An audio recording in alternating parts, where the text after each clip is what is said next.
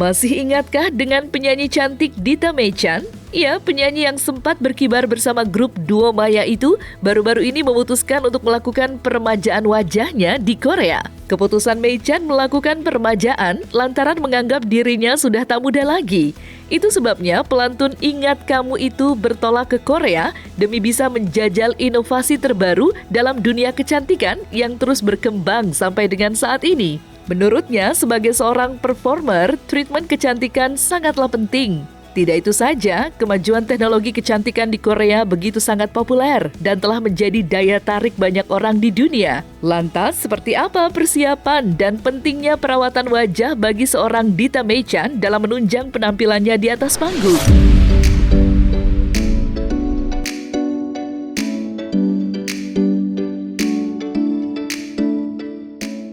Aku seniman ya, namanya seniman itu penting banget karena enak dilihat gitu. Jadi buat aku, makanya kenapa aku mau ngelakuin plastik sendiri, karena buat aku merubah sesuatu menjadi indah itu adalah bagian dari seni dan saya seniman. Simple itu, because it's art and it's beauty.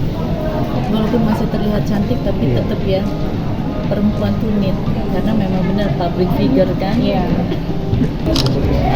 Mempresentasikan tentang metode-metode terkini ya yang ada di Korea yang dimana modern banget sehingga nanti untuk operasi mungkin downtime-nya lebih cepat, terus kemudian hasilnya lebih bagus dan pokoknya semua yang dibutuhkan sama masyarakat Indonesia termasuk Dita sebagai selebriti Indonesia akan ditangani di tangan yang tepat dengan dokter yang tepat. Korea, dan yang pasti satu dunia juga tahu bahwa plastik surgery di Korea itu salah satu yang terbaik di dunia. Iya betul.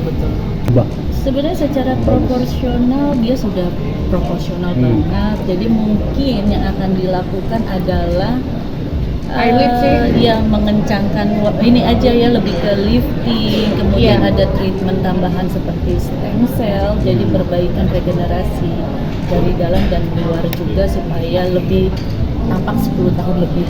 Benar, karena saya sudah 38 tahun, jadi sudah banyak yang turun-turun. Akan nampak seperti 25 tahun, mungkin lebih dari 10 tahun ya. Jadi secara karakter semuanya proporsional wajahnya sudah oke. Cuman mungkin yang akan dilaksanakan atau dilakukan di sini untuk tindakan mungkin memperbaiki lebih terlihat lebih muda aja sih, jadi tetap the best version of her-nya tetap itu yang dimunculkan. Jangan hilang, dan memang kan jangan sampai merubah. Betul. Itu salah satu kelebihan dari dokter-dokter Korea. Somehow mereka ketika operasi pasien itu hasilnya akurat banget. Makanya untuk muka jangan main-main gitu. Makanya aku untuk menekan nama dokter Korea aku mau. Mungkin bulan depan kali ya. Aku plan karena Januari di Korea aku dengar bakal musim dingin banget. Januari karena dinginnya enak gitu. Jadi November dinginnya enak. Jadi kemungkinan aku di November.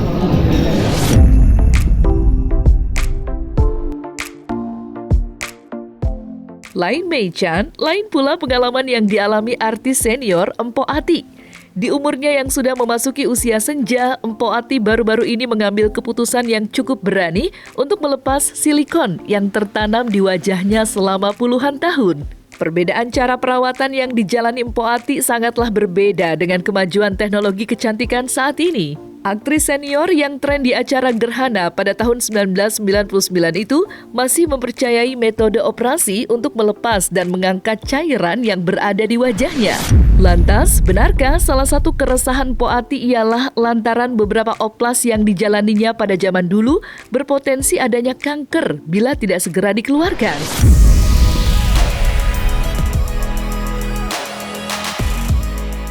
Tahun 1990 itu Empo pasang silikon sampai tahun 2015. Sampai tahun 2010 maaf. Terus tahun 2010 sampai 15 itu muka Empo ngedoyot lah istilahnya ya. Maaf nih ceritanya kayak nenek sihir gitu. serem deh ngelihatnya gitu. Nah terus temen-temen nih pada nganjurin, ke dokter dong po katanya, tanya tuh kenapa katanya muka bisa begitu gitu kan, bisa eh, turun semua mukanya gitu kan. Ya katanya dibilang kalau nggak dilepas akan kanker. Jadi empoan takut yang namanya kanker gitu. Udah gitu singkat cerita besoknya empok dateng terus mulailah sama dia nih disuntik di sini anestesi nih di bawah sini nih tuh disuntik, terus dibelek, dibuka, dikerok itu dia kayak gaji keras gitu, kayak gaji keras. Terus kulit empok digunting lagi, dijahit. Semuanya ini juga disuntik udah kebal, dipotong, dibuka, dikerok, silikonnya dikasih lihat nih sama kita nih, ditaruh di atas tisu nih. Terus dipotong kulitnya, dijahit. Semuanya begitu. Selama 3 tahun, dari tahun 2015 sampai 2018. Kalau nyesel pasti nyesel lah. Karena aduh, masalahnya gini, sekarang nih empok nih kalau misalnya meriang atau nggak enak badan, dia nongol lagi nih di sini, ini nongol nih, tuh. Kalau bisa di zoom nih, tuh nongol lagi tuh.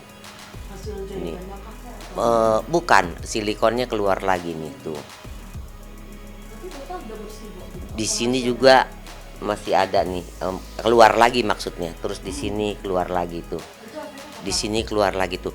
Jadi kalau empok nggak enak badan, empok misalnya meriang gitu, terus tiba-tiba besok paginya udah tumbuh gitu. Nanti dia kalau udah gede baru empok buang lagi.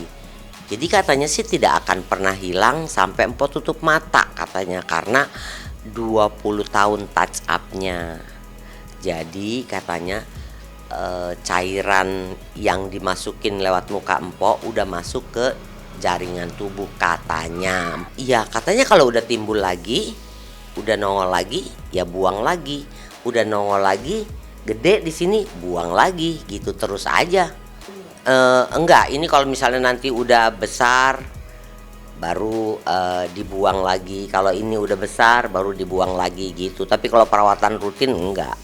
Empo juga nggak ngerti tuh kenapa bisa kekurangan kalium ya. Jadi empo aslinya nggak tahu.